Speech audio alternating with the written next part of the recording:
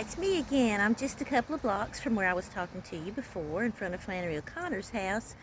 This is where Flannery O'Connor is buried at Memory Hill Cemetery, and so I walk here frequently, especially at sunset, but I'm here a little earlier today. We're having a little bit of intermittent rain, but there's a break in the rain right now, so I just wanted to a few things about the cemetery. This is where Flannery O'Connor is buried, and often objects on her grave when you come here. They're usually coins, but sometimes there are other objects. There are little rocks, painted rocks, all kinds of other things. And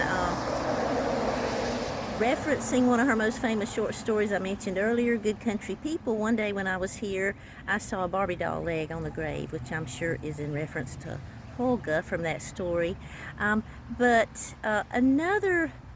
Another story about Memory Hill and about Flannery O'Connor's grave, I have it on good authority that John Kennedy Toole, the author from New Orleans who wrote the novel, it was a Pulitzer Prize winning novel published posthumously, A Confederacy of Dunces, that he came here to Milledgeville and visited Flannery O'Connor's grave before he returned to New Orleans, and after that he was very despondent and having a really hard time finding a publisher for this novel that meant so much to him, Confederacy of Dunces, and he committed suicide, sadly, not long after that.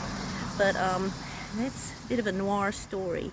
But if you've never had a chance to read Confederacy of Dunces, I highly recommend it. It was published by LSU Press. Walker Percy was head of LSU Press at the time, and it was John Kennedy Toole's mother who brought it to Mr. Percy. And so, anyway, just a little bit of literary history there too. But I'm just going to let you see a little more of the cemetery here. And it's hard to tell just from one spot in the cemetery just how many fascinating memorials and gravestones that you find here. But we'll take a closer look in future episodes.